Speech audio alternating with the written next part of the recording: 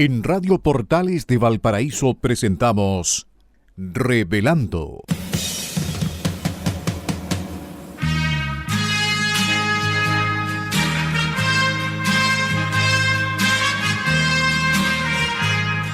Un programa donde se abordan temas de actualidad, contingencia y la agenda cultural de la zona. Entrevistas del ámbito nacional e internacional. Revelando es presentado y auspiciado por Asofar AG, Asociación de Oficiales de la Armada de Chile en Retiro, Asociación Gremial. Con ustedes, Revelando en Radio Portales de Valparaíso.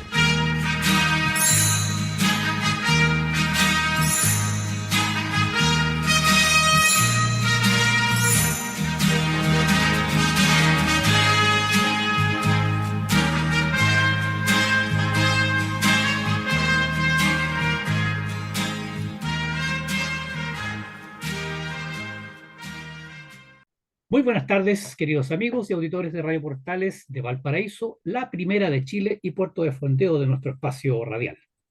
Hoy, viernes 24 de febrero de 2023, estamos dando inicio a un nuevo programa de Revelando, que los acompaña de lunes a viernes de 6 a 7 de la tarde y, como de costumbre, el día viernes dedicado al movimiento Chilenos de Corazón. Agradecemos a Radio Portales de Valparaíso que nos abre sus señales en el dial de FM 89.5 AM 840 y también a través de su señal online en la página web www.portalesfm.cl.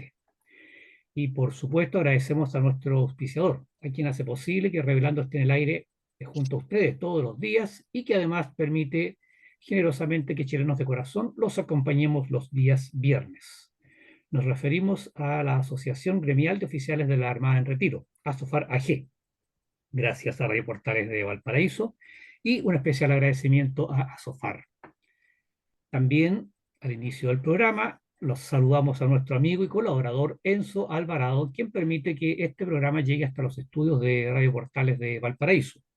Nuestro agradecimiento y saludo cariñoso a Enzo.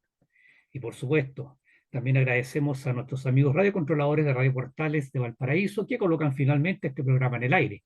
Nos referimos a don Luis Salinas y a don Mario Salazar.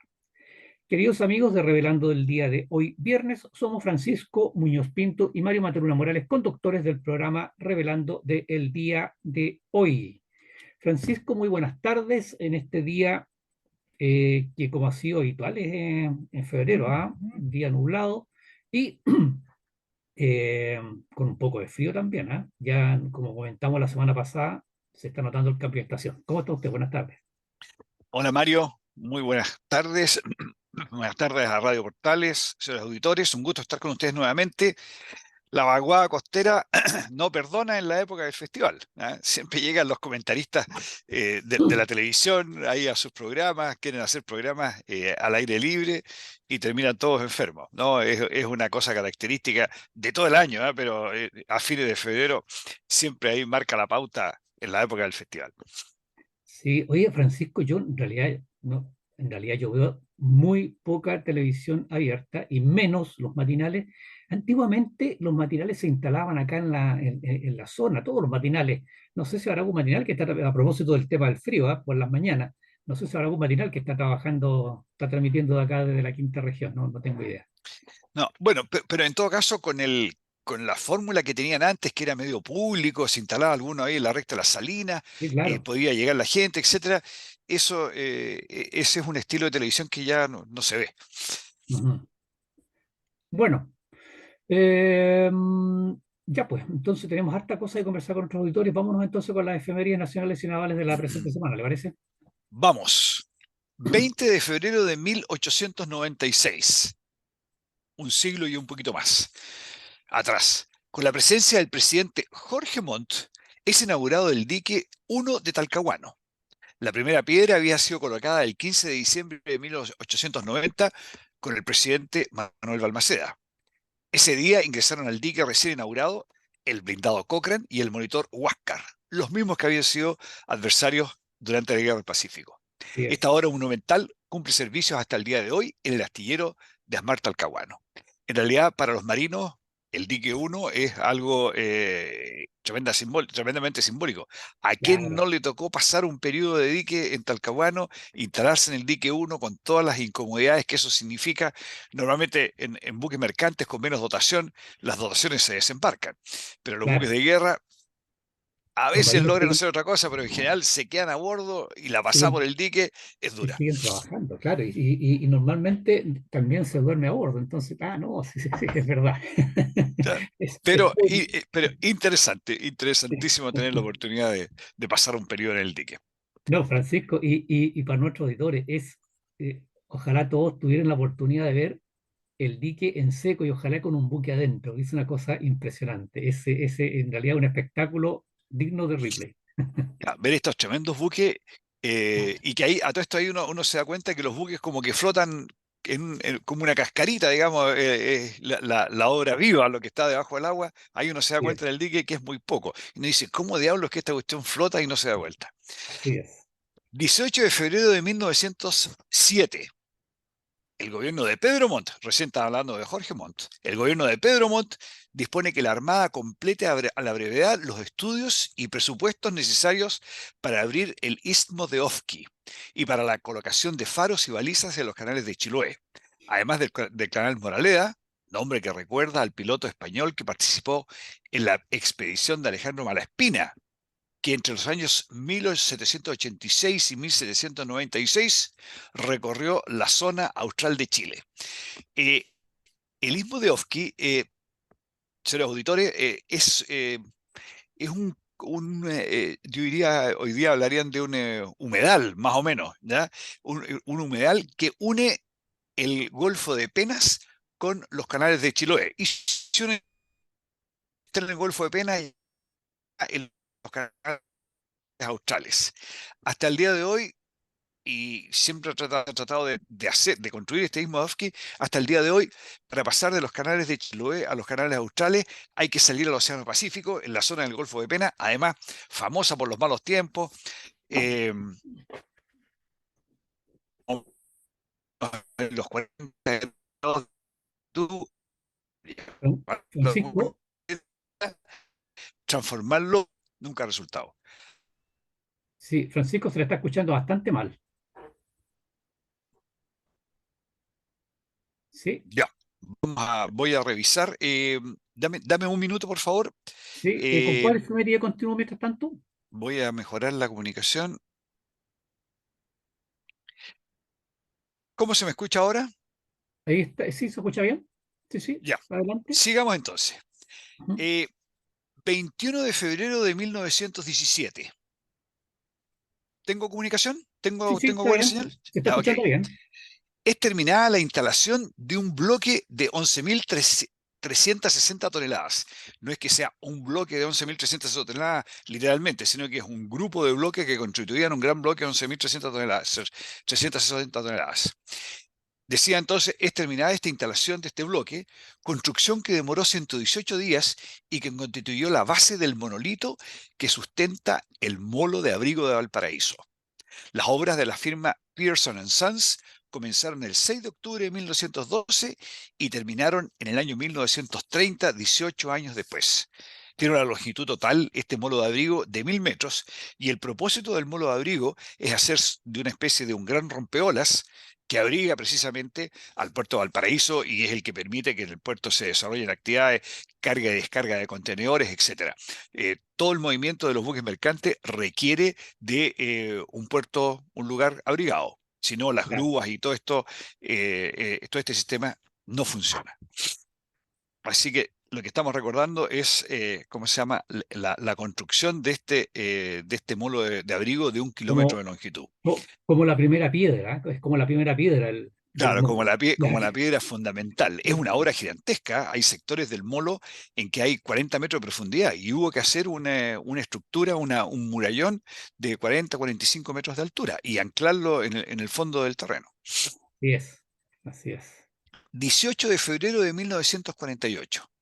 El presidente Gabriel González Videla inaugura la primera base antártica del ejército, segunda instalada por Chile en el continente blanco, ubicado en latitud 63 grados 19 minutos sur y longitud 57 grados 54 minutos oeste. Es la primera instalación que se hizo en el continente antártico, porque previamente se había construido la actual base Pratt, pero que está en una zona de islas. ¿Ya? La primera que se hizo en el continente propiamente tal fue esta base del ejército. Ya. Su primer jefe es el capitán Hugo Schmidt, a quien acompañaron el teniente primero de la Fuerza Aérea Carlos Toro, el teniente Jorge Araos, los cabos José Landeros y Luis Sura, y el soldado Luis Sabaño, dotación que iba a ser relevada un año después. 23 de febrero de 1989. Inicia sus operaciones la base aeronaval de Viña del Mar en Torquemada, cuya inauguración oficial se realiza el 16 de marzo. La base incluye las instalaciones aeroportuarias y los centros de reparaciones y de apoyo terrestre. Esta base aeronaval de Viña del Mar en Torquemada vino a reemplazar la base que había en la base aeronaval del Belloto, que fue en el fondo absorbida por la ciudad. La ciudad fue creciendo alrededor de la base aeronaval, tal como pasó en Santiago con el aeropuerto de Cerrillos, y fue necesario sacarla de ahí, y ahí está en Torquemada. Eso, Mario, era lo que teníamos como Así efemérides es. para el día de hoy. Perfecto. Vamos entonces de inmediato con las efemérides de la buena memoria del día de hoy. Les recordamos para quienes no nos han escuchado anteriormente que nosotros, nuestro programa, eh, siempre hemos comentado, hemos dicho esta frase: la historia reciente de nuestro país se ha escrito con un solo color de lápiz. Ejemplo de eso, el Museo de la Memoria en Santiago. Entonces, nosotros lo que queremos hacer con esto es dar a conocer la otra cara de la moneda, que la realidad que se ha contado no es la que muchos creen que es. Entonces, y nosotros en estas efemérides, porque son efemérides, efectivamente lo llamamos, igual que las efemérides nacionales y navales, lo que hacemos es dar a conocer noticias. Son cosas absolutamente objetivas, noticias que ocurrieron en la época de 1970 específicamente a 1973. Bueno, vámonos entonces. El Mercurio Valparaíso, el 18 de febrero de 1973, titulaba: con himno nacional recibió el público a Guasos Quincheros. En una presentación realizada anoche en la Quinta Vergara a beneficio del Club de Deportes Everton, efectuada pocos días después de finalizado el Festival de la Canción, en la que participaron además Gloria Simonetti, Coco Legrand y el conjunto Alborada, las 20.000 personas que repletaron la Quinta Vergara recibieron con una ovación a los Guasos Quincheros, con los brazos en alto y con una sola voz gritaron a todo pulmón: Chile es y será un país en libertad, culminando con la entonación espontánea del himno nacional. Al conjunto folclórico, me refiero a los Guasos Quincheros, se les solicitó no actuar el día de la final folclórica del festival debido a los incidentes que se produjeron los días anteriores. Los artistas, con el fin de evitar incidentes mayores y daño al público, aceptaron no presentarse el día convenido. Y en esta actuación que vamos a conocer, en el fondo el festival terminó el día 12, 5 días después, ¿no es cierto?, fueron ovacionados por el público asistente. Oye, Mario, ¿Sí? perdón, lo importante, o no lo importante, pero un punto que hay que destacar es el tema de cómo la violencia en todos los ámbitos, ¿ya? Cómo la violencia ya en el año 1973 se estaba tomando todas las acciones del país y estaba, ¿cómo se llama?, delimitando el quehacer nacional. Los Guasos Quincheros no pudieron actuar en el Festival de la Canción, como lo dijiste tú, por un problema de violencia. Claro, claro. No, Francisco, y es el método que se sigue utilizando, la violencia para la obtención de ciertos fines. Se utilizaba en esa época, estamos hablando del 18 de febrero de 73, pero también se sigue utilizando ahora. La violencia para conseguir los fines. Todo el proceso político en que estamos actualmente se derivó de los actos de violencia del 19 de octubre de 1900, del 2019, sin ir Así más es, lejos. O sea, es así la es. violencia la que nos ha llevado a todo este embrollo en el cual estamos, con malos índices económicos o con dificultades para sacar el país adelante, metido en esta constitución que no sabemos dónde va a terminar, etcétera, etcétera. Así es, Francisco. Y la violencia promovida por un sector del país, un signo político, clarísimo, o una tendencia política clarísima. Bueno, el 19 de febrero de 1973, por su parte, el Mercurio de Santiago destacaba: violencia se toma la campaña electoral. Entre los meses de enero y febrero de 1973, una serie de hechos violentos de carácter político ocurrieron en el país en el contexto de las campañas por las elecciones parlamentarias del 4 de marzo, que para muchos definiría la continuidad del proyecto marxista del presidente Salvador Allende. El general Carlos Prats, en calidad de ministro del Interior, informó de que 4 personas fallecieron en incidentes y agresiones conexas y el proceso electoral entre el 6 de marzo y el 10 de febrero. Hay una del Partido Nacional, otra del Partido Comunista, otra de Patria y Libertad y la cuarta sin militancia. A ellos se sumaron 86 heridos de diversa magnitud y 46 atentados a personeros y redes de partidos. Bueno, aquí la nota destaca, ¿no es cierto?, una serie de hechos, pero queremos comentar algo que se destacaba de manera particular. El 19 de febrero ocurrió un hecho que generó estupor y conmovió a la opinión pública. Jaime Iglesias Contreras, de 16 años, obrero y militante de la Juventud Demócrata Cristiana, fue asesinado por extremistas de izquierda cuando regresaba a su hogar luego de haber cumplido tareas de propaganda. Desde el interior de una casa en Quilicura, la comitiva donde viajaba él y otros militantes fue atacada con armas de fuego y el joven murió a consecuencia de un balazo que recibió a la altura del corazón. Como decíamos, Francisco, para quienes vivimos esa época, la violencia era pan de cada día y la violencia era fratricida. Oye, y tal como está ocurriendo en alguna medida ahora, eh, la violencia de ese tiempo provenía del poder ejecutivo. O sea, el que estaba instigando era el poder que tenía la responsabilidad de dirigir al Estado. El Estado que nos debería proteger, ese Estado era era el mismo que estaba, o el que en ese momento estaba a cargo de dirigir al Estado, era el que estaba generando esa violencia. O sea, era, lo que estaba haciendo el gobierno Allende era exactamente lo contrario de lo que esperábamos. Se esperaba que Allende protegiera a todas las personas, a todos los ciudadanos, y estaba haciendo exactamente lo contrario, con el propósito, porque su único propósito era el poder. El bienestar de las personas no era parte del problema. Así es, Francisco, así es. No recuerdo exactamente las frases, pero eso se decía públicamente, que todos los métodos son válidos para la obtención del poder popular. Se hablaba del poder popular en esa época, ¿no es cierto? Claro, porque el concepto de Allende, al igual como lo piensan ahora, Allende sabía, eso es lo que él creía, digamos, Allende sabía lo que era bueno para las personas no sabían que lo que era bueno para ellos. Entonces era justo, era correcto usar la violencia para imponerles lo que para ellos era bueno. Ese es en el fondo el tema. Es verdad, ¿no? Y me trae a la mente una frase, ¿ah?, de nuestro actual presidente Francisco cuando dijo que la gente no entendía o estaba atrasada respecto de su pensamiento. Su pensamiento Claro, él iba estaba muy rápido. adelantado. Estaba adelantado. Él iba muy adelantado, iba muy Sí, rápido, estaba adelantado, muy sí. adelantado. Sí, increíble cómo la historia se repite, Francisco, ¿ah? Bueno, el Mercurio de Valparaíso, por su parte, el 20 de febrero de 1973, titulaba Dirinco, comprometida en un vasto mercado negro.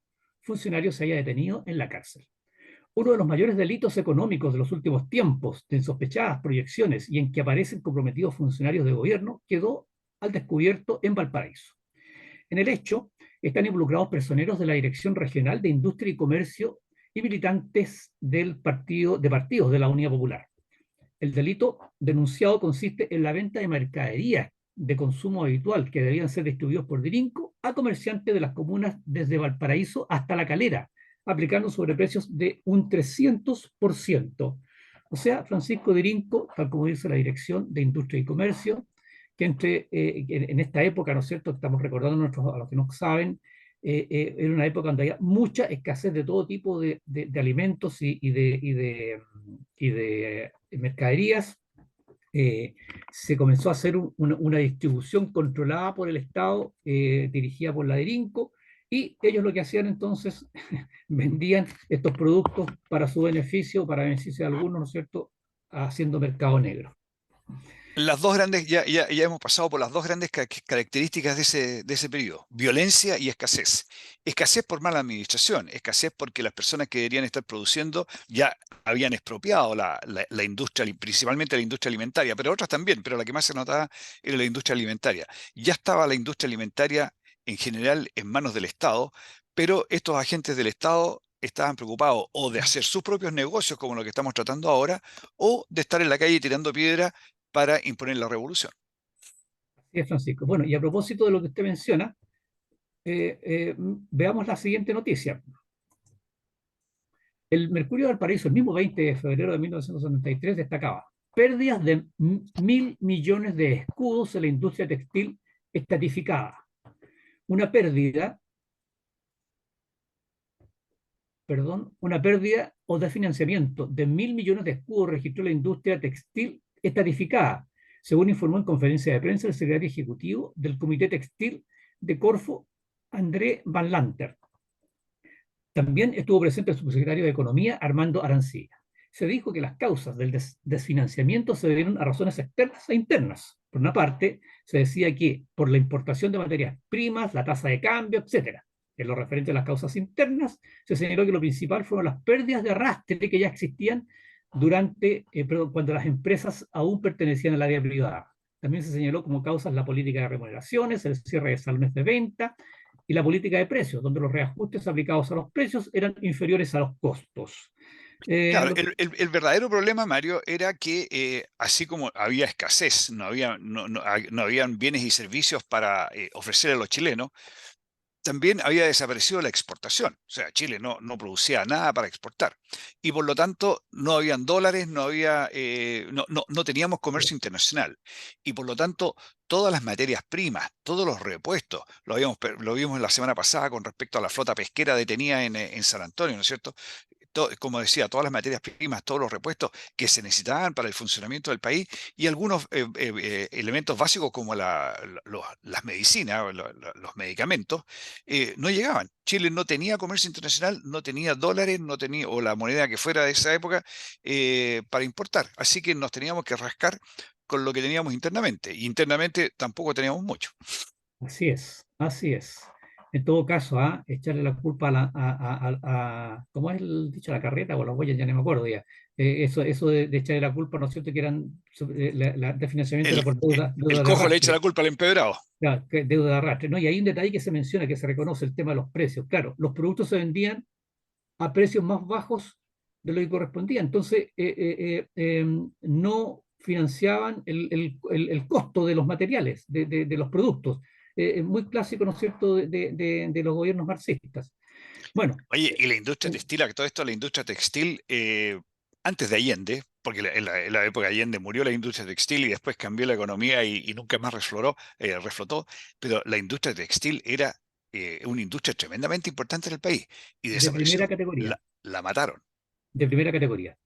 Nos queda muy poco tiempo para el primer bloque. Mercurio Valparaíso, el 22 de febrero de 1973. Simple urgencia para el reajuste. Lo mencionamos el otro día, ¿no es cierto?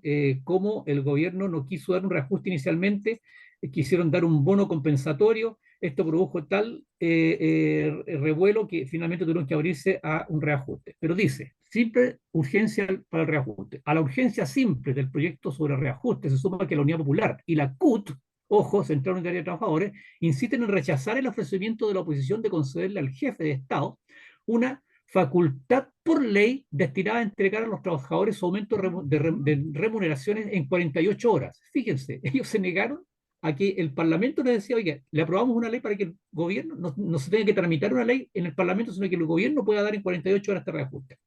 La Cámara de Diputados, además, interrumpió su receso preelectoral para estudiar el despacho del proyecto.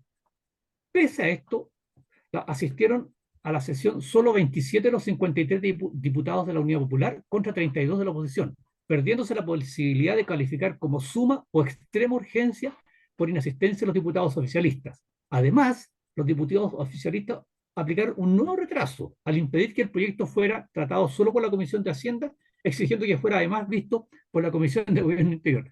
O sea, la misma parlamentarios de gobierno hacían todo lo posible por evitar de que se entregara o se tramitara este proyecto de ley de reajuste.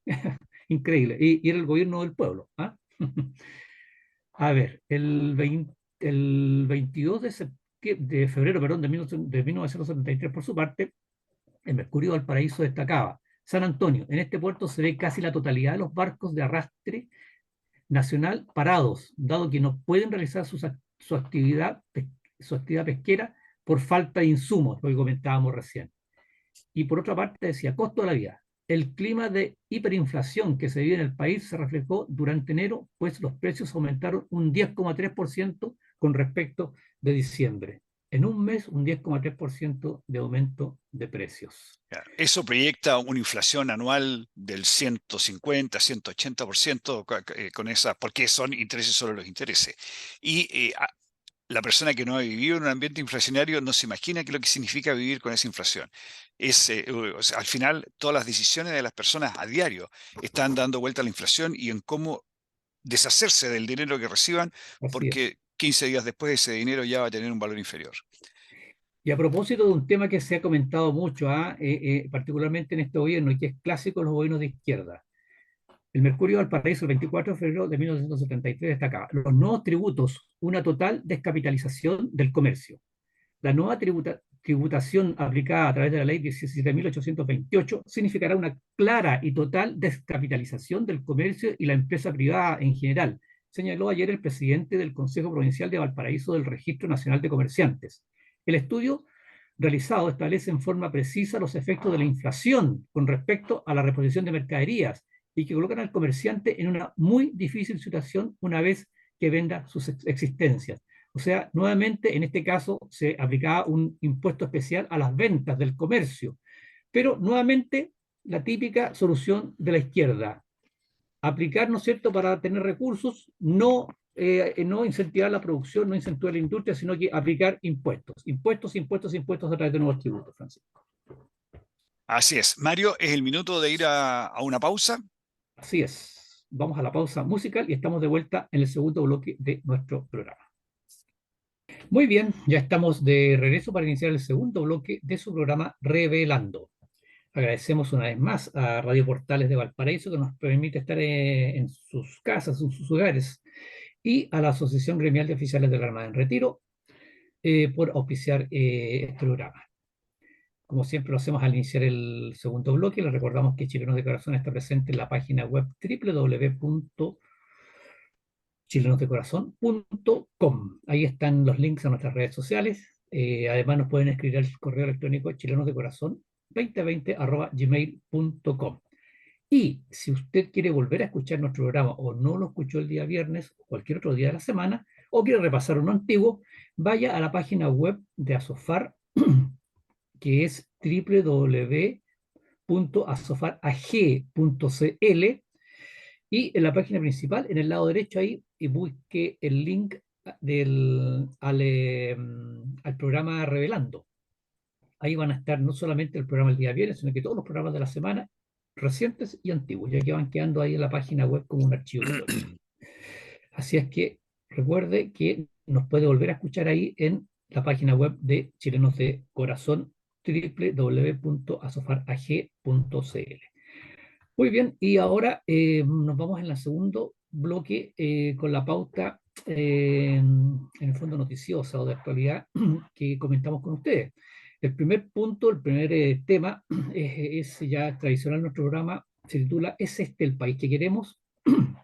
Bueno, y la bajada indica, ¿en cuántos países del mundo se publica un libro que es un manual de guerrillas en forma abierta, en forma pública, y nadie hace nada?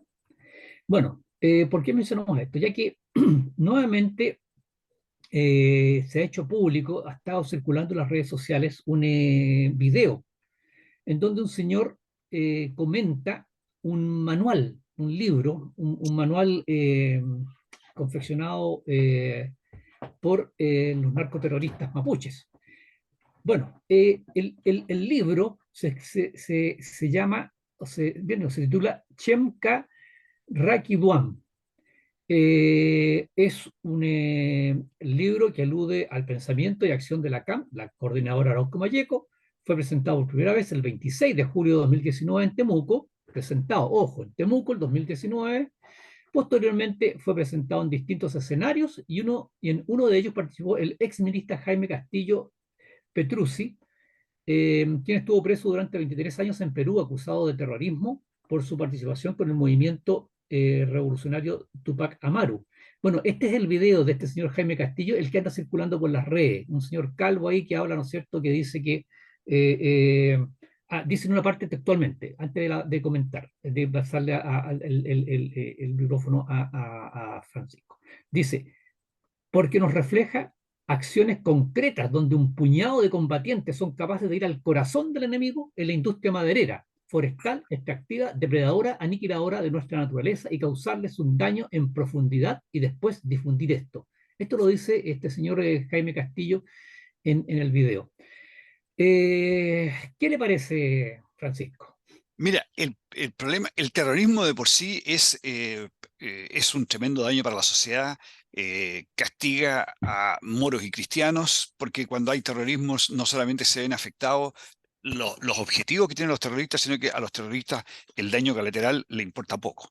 Y entendiendo por daño colateral, digamos, terceras personas que se ven afectadas, que no tenían no tenían nada que ver con las acciones terroristas, ni era el objetivo de los terroristas, ni eran parte del terrorismo.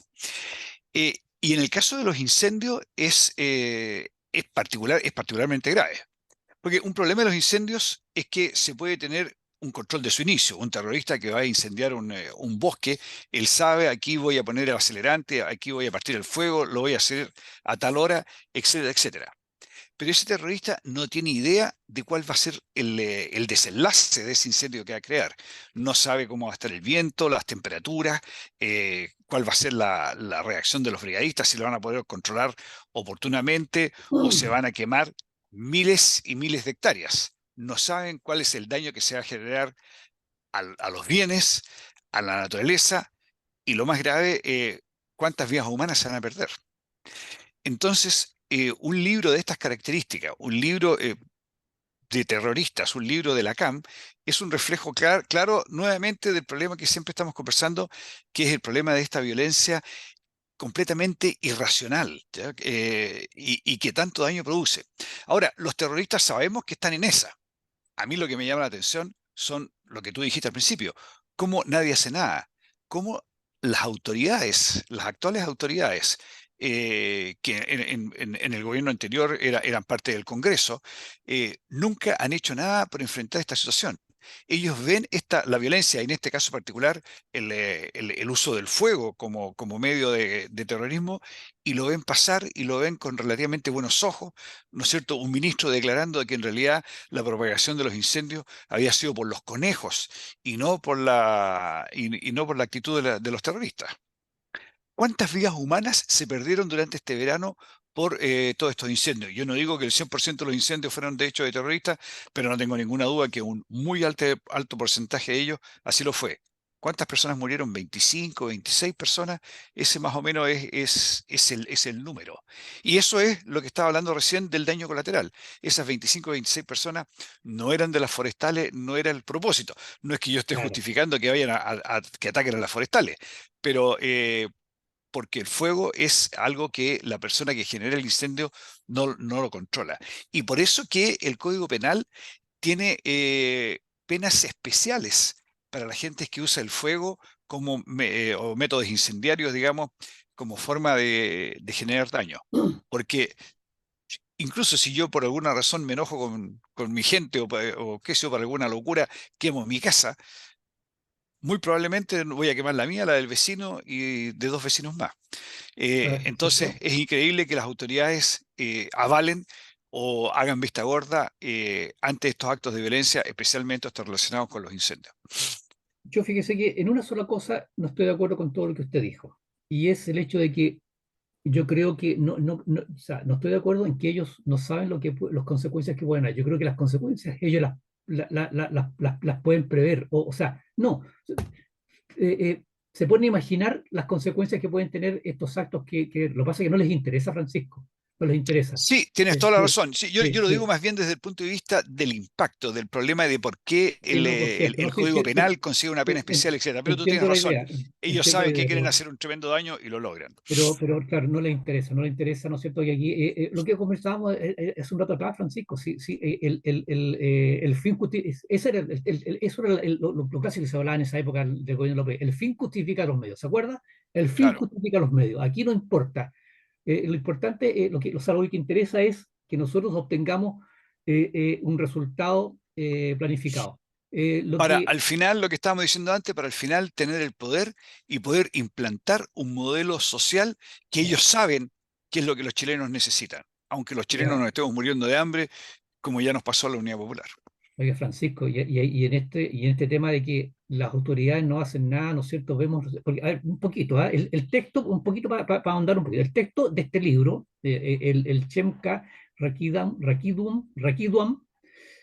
presenta acciones incendiarias, las cuales describen como actos de resistencia orientados a la destrucción. Admiten que se trata de sabotajes dirigidos fundamentalmente contra las empresas forestales, planificadas y ejecutadas por grupos reducidos con mayor preparación político-militar. Incluso hay un relato de un ataque, dice en este libro, incendiario contra brigadistas forestales en 2018 utilizando armas de alto calibre. Bueno, uno dice, bueno, ¿cómo es posible que en un país democrático, en un país civilizado, se publiquen libros como estos, se presenten públicamente y sea permitido? Bueno, pero recordemos al actual presidente, ¿no es cierto? A nuestro presidente, cuando en alguna oportunidad, a raíz de las declaraciones del vocero de la CAM, creo que fue, no me acuerdo ya exactamente qué vocero de qué agrupación de esta fue, que dijo que el gobierno no perseguía ideas. Entonces, o sea, no perseguía declaraciones ni ideas. Y después, a raíz del tremendo revuelo que tomó esto, ¿cómo se llama? Se abrió una causa ahí en la fiscalía contra este ser. No, ya no me acuerdo exactamente qué fue lo que él declaró. Ah, era justamente este tema de ataque a las empresas forestales, creo que no me acuerdo exactamente el tema. Pero bueno, el presidente dijo que en ese minuto que el gobierno no perseguía declaraciones ni ideas. Entonces, está claro, pues, Francisco, que el gobierno no va a perseguir, por lo menos este gobierno, no va a perseguir, ¿no es cierto?, a acciones como esta, ¿no es cierto?, tan deleznables como publicar un libro que es un verdadero manual guerrillero.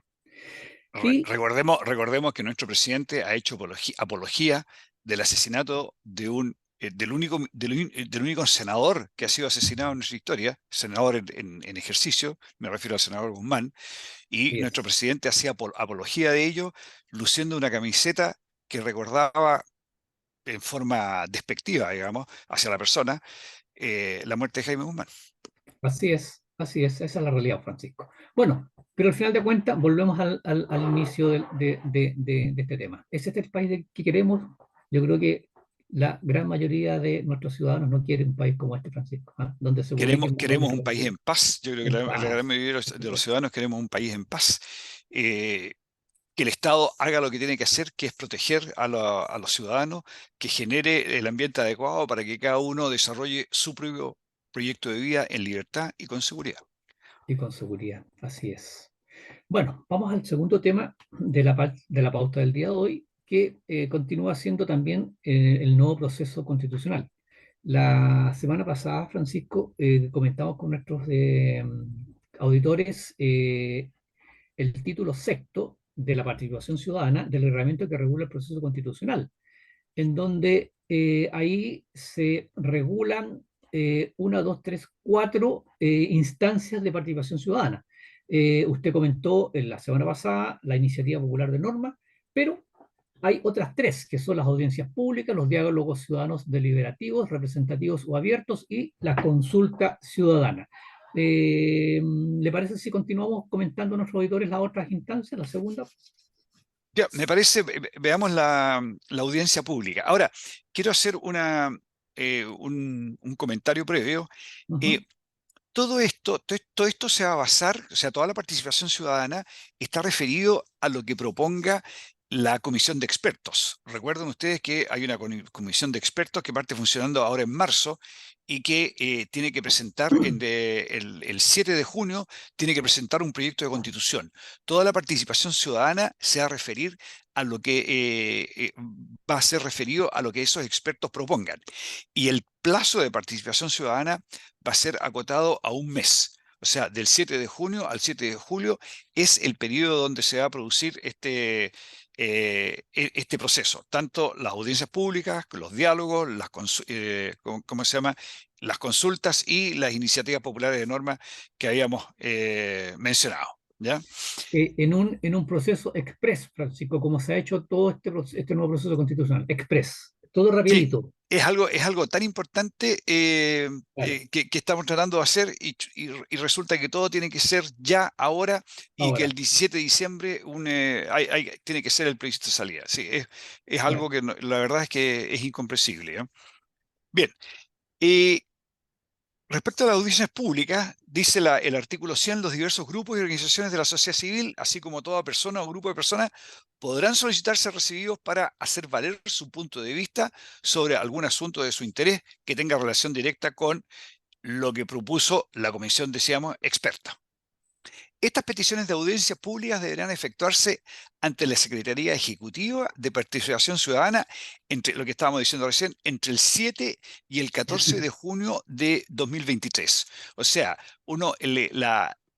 la comisión de expertos va a publicar su documento el 7 de junio. Esperemos que hayan trascendido previamente de tal manera de que uno se pueda preparar con Claro, anticipación, ¿ya? Y entre el 7 y el 14 yo tengo que hacer o sea, van a ser las audiencias públicas, o sea, durante una semana.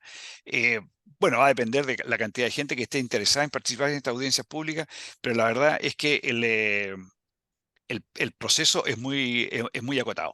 Ahora, dentro de este proceso de participación ciudadana se le entregó el liderazgo de este tema a la Universidad de Chile y la Universidad Católica, pero van a participar otras universidades también.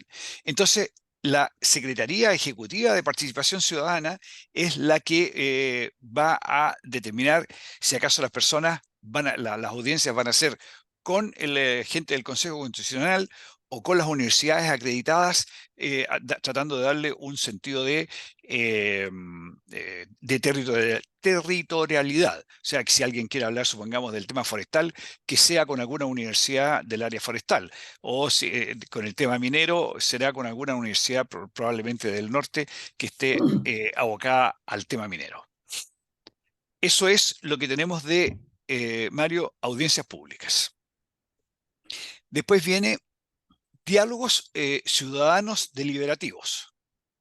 Pueden ser representativos o abiertos. Tal como dice su nombre, es un espacio de diálogo y deliberación convocado nuevamente por la Secretaría Ejecutiva de Participación Ciudadana sobre el anteproyecto, igual que antes, elaborado por la comisión experta. Y el propósito es ofrecer un espacio de alta diversidad y representatividad donde estén todas las corrientes de pensamiento presentes ahí. Las formas y plazos serán establecidas por esta, ¿cómo se llama? Por esta Secretaría Ejecutiva y ¿cómo se llama? Y su funcionamiento, ¿no es cierto? Y este proceso deberá contener al menos preguntas orientadas y, ¿cómo se llama? Se elaborará un acta de cada una de un acta tipo de cada una de estas preguntas. La totalidad de los diálogos se deberán llevar a cabo dentro de un plazo nuevamente de 30 días de instalados el Consejo Constitucional. O sea, nuevamente parten el 7 de junio claro. hasta el 7 de julio. El anterior era más corto, tenía una semana para hacer las presentaciones, porque además todo esto en este tiempo de un mes hay que procesarlo y presentárselo al Consejo Constitucional para que lo tenga en consideración, para que lo tenga en cuenta. Dice aquí, los resultados de los diálogos se sistematizarán dando cuenta de las opiniones y propuestas de las personas participantes. Se publicarán en el sitio electrónico institucional y serán entregados al Consejo Constitucional dentro del plazo de 15 días. O sea, perdón, corrijo, era una semana para, ¿cómo se llama? Para el proceso anterior que habíamos mencionado. ¿Cómo es que se llama el proceso anterior de participación? El, Audiencias públicas. las audiencias públicas, perdón, era una semana. Los diálogos ciudadanos deliberativos van a ser 15 días, ¿ya? Habíamos dicho, se publicarán en el sitio electrónico, ¿no es cierto? Y tendrán un plazo de 15 días para ser procesados. El siguiente tema es el tercero y último, perdón, el cuarto y Cuarto. último, ¿no es cierto? Son las consultas ciudadanas. La consulta ciudadana es un mecanismo de participación virtual en que las personas pueden expresar de manera breve su opinión, sobre las normas contenidas nuevamente, en el anteproyecto elaborado por la comisión experta. La consulta ciudadana se deberá efectuar durante los primeros 30 días a contar de la instalación del Consejo Constitucional. O sea, una semana, 15 días, 30 días. Este es el proceso de participación ciudadana. La participación ciudadana en el proceso anterior, la verdad es que fue por decirlo lo menos, una burla. Se tomó, bueno, además que el proceso anterior estaba totalmente capturado por un sector político y la participación Claro. ciudadana se refirió solamente a ese sector político y lo que el resto hizo fue descartado. No quiero ser pesimista, pero no le veo no le veo buen futuro a este tema de la participación ciudadana. Yo creo que va a ser muy difícil manejarla. Eso no significa que no participemos. Como lo decíamos la otra vez, yo pienso especialmente en el tema de las iniciativas particulares de norma. Yo encuentro tremendamente importante participar y que se sepa lo que piensa la ciudadanía. Y va a haber que trabajar para que esa participación exista, Mario. Así es, Francisco. Así es. Desgraciadamente, como lo comentábamos, este proceso en general ha sido un proceso expreso donde el afán es sacarlo adelante, sea como sea y cueste lo que cueste. Y por eso mismo es que existe mucha duda de que en primer lugar vayan a ser tomadas en cuenta las opiniones ciudadanas. Lo mencionamos el otro día en el caso de... Hoy faltan ya muy poco tiempo. Lo mencionamos cuando hablábamos de las, ¿cómo se llama? De las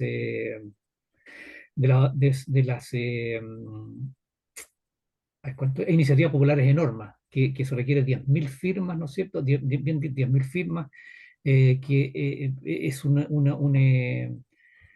enmienda a lo que está hecho, o sea, hay mucha restricción. Bueno, a ver si alcanzamos a conversar el segundo tema, Francisco, que tiene relación con la ideologización a toda costa y en todos los ámbitos.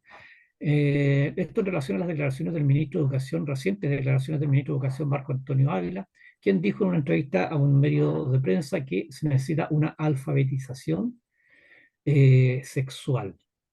En una entrevista que le realizó el Mercurio el domingo pasado, el ministro de Educación dijo, eh, textualmente, dijo que el Ministerio de Educación estaba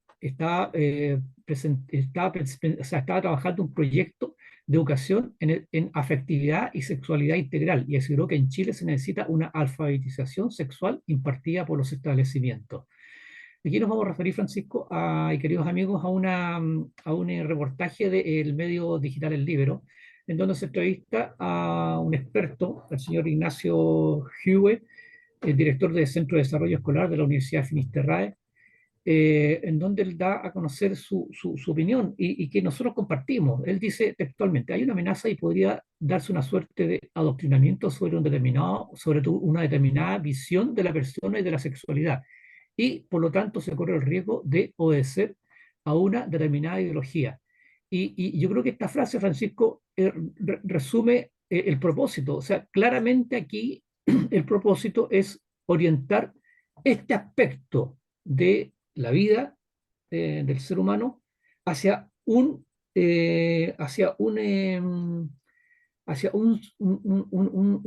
tipo de pensamiento, Un enfoque eh, particular. un enfoque particular, efectivamente. Y bueno, lo hemos visto, ¿no es cierto?, en distintos, los gobiernos de izquierda en general, Francisco, ¿ah? El propósito es eso, el propósito es implantar a toda costa la ideología, el socialismo, el comunismo, y todos los esfuerzos deben ir orientados ahí, en todos los ámbitos del quehacer, en todos los ámbitos del ser humano. Y la educación sexual se insiste en eso. Yo lo veo también, Mario, un poco desde otro ángulo, también lo veo desde el punto de vista de las banderas de lucha. La izquierda, la extrema izquierda especialmente, siempre ha trabajado en base a banderas de lucha. ¿No es cierto? En la época de la Unidad Popular era la lucha de clases, el capitalismo, la explotación del hombre, etcétera. Hoy hay muchas otras banderas, el extractivismo, las ideologías de género y desgraciadamente la sexualidad también es una bandera de lucha. ¿Y cuál es mi problema? Ellos no quieren solucionar el problema. A todo esto, yo no estoy de acuerdo con lo que ellos quieren hacer, centralizar Sí, en el claro, Estado el tema de la educación sexual, mal llamado alfabetismo sexual, porque de alfabetizar no hay, ¿cómo se llama? No hay nada, ¿ya? claro. Pero el problema es que el fin último de este tema de la educación sexual que ha puesto arriba de la mesa el ministro de Educación es una bandera de lucha para atraer gente, para atraer votos, para al final, a la larga, para poder traer poder e implementar su modelo social, que lo hemos comentado en este programa, ¿no es cierto? El modelo social que ellos propician. Y la sexualidad pasa a ser, el problema de la sexualidad, que es un problema tremendamente importante para todas las personas, pasa a ser un tema secundario y pasa a ser un instrumento Una de la vez lucha de más, poder, claro, nuevamente, ¿no es cierto?, de la lucha de poder. una vez Entonces, más un los instrumento. conceptos, los reales conceptos de fondo de la sexualidad no van a estar, porque va a haber ¿cómo se llama?, un manejo emocional para este fin real que es el poder. Francisco, Ese, ese- y bueno, y ya lo vimos, pues sí, sí, en el mamarracho, ¿no es cierto? La propuesta de constitución que se rechazó el 4 de septiembre, el artículo 40 decía expresamente, pero no, hablaba, no dice expresamente, decía, hablaba de que la enseñanza de afectividad y sexualidad tiene como finalidad el disfrute pleno y libre de la sexualidad. Entonces, que eso es lo triste, Francisco, porque al final lo que se pretende con esto es el materialismo, o sea, eliminar todo vestigio de espiritualidad, de emocionalidad. O sea, aquí el materialismo es lo que debe prevalecer. Entonces, se pierde esta dimensión espiritual, afectiva de la sexualidad. Aquí la sexualidad solamente, el único fin es el goce, el placer. Absolutamente se materializa totalmente el concepto. Entonces, va contra todo lo que, por ejemplo, en el caso de quienes profesamos una religión, tenemos como fundamento de la sexualidad. La sexualidad, ¿no es cierto?, no es un fin, es un medio para, que está motivado por la afectividad, por la emocionalidad, por los sentimientos. Aquí, como digo, se pierde todo eso y aquí es una cosa material. Simplemente goce y placer. claro, o sea, el Eh, amor, la afectividad dentro de la sexualidad quedan totalmente afuera. Bueno, Totalmente y afuera. eso, efectivamente, lo que dices tú, la finalidad, el disfrute pleno y libre de la sexualidad, lo muestra como bandera de lucha, porque como tal, necesitan hacerla atractiva. ¿Cómo hacer atractiva la sexualidad como bandera de lucha? El disfrute pleno y libre de la sexualidad. Por supuesto que para muchos jóvenes esa va a ser una tremenda bandera de lucha, pero lo que ellos están abordando no es la sexualidad, sino que es un nuevo instrumento para lograr el poder. Así es, Francisco. Estamos ya en final, pero no quiero dejar de mencionar una cosa muy curiosa. La encuesta CADEM, en este caso de la tercera semana de febrero, muestra en la pregunta, en el capítulo ese de necesidad de una nueva constitución, de la pregunta es, ¿está usted de acuerdo o en desacuerdo con que Chile necesita una nueva constitución? Francisco continúa bajando. La semana pasada veíamos que de un 67%, el 27 de enero, bien digo, de los que estaban de acuerdo, me refiero al 67%, había bajado un 61%, y esta semana bajó un 61, un 59. Continúa bajando la aprobación o el apoyo a esta necesidad de una nueva constitución. Y por supuesto que en contrapartida va aumentando el porcentaje de desacuerdo a esto. Es una cosa Mario, interesante. perdón, sí, sí, muy, muy, muy cortito. Ujú. Desde la pandemia hasta hoy, ¿la constitución vigente ha puesto alguna traba para el desarrollo, para el funcionamiento del país? Hay algo que, chuta, es que la constitución no lo permite, no pudimos tener respiradores porque la constitución no lo permitía, no se produjo el cambio de gobierno al gobierno de Boric, que fue el que le ganó legítimamente porque la constitución ponía trabas. ¿Hay algo de la constitución que nos esté entrabando, que esté entrabando a nuestra sociedad? Y por otra parte, Francisco, la delincuencia, la inflación, ¿la va a solucionar una nueva constitución en contrapartida? En absoluto, En claro. absoluto. Bueno, lo dejamos a esos dos últimos comentarios, se los dejamos para reflexión de nuestros auditores. Francisco, tenemos que irnos. Muchas gracias, Mario, señores auditores, un gusto haber estado con ustedes, nos vemos el próximo viernes. Queridos amigos, como siempre le decimos al finalizar el programa, les agradecemos primero que nada de corazón su sintonía, les deseamos que tengan un muy buen fin de semana y nos encontramos el próximo viernes si Dios quiere. continúen en la sintonía de Radio Portales de Valparaíso y que tengan una muy buena tarde-noche. En Radio Portales de Valparaíso hemos presentado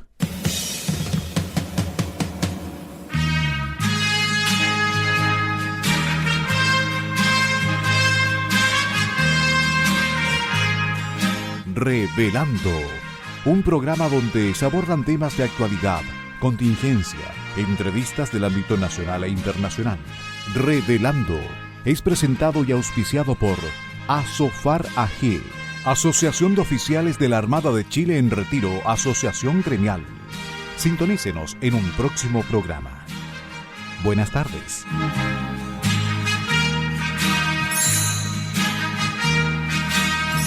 Las opiniones vertidas en este programa son de exclusiva responsabilidad de quienes las emiten y no representan necesariamente el pensamiento de Radio Portales de Valparaíso.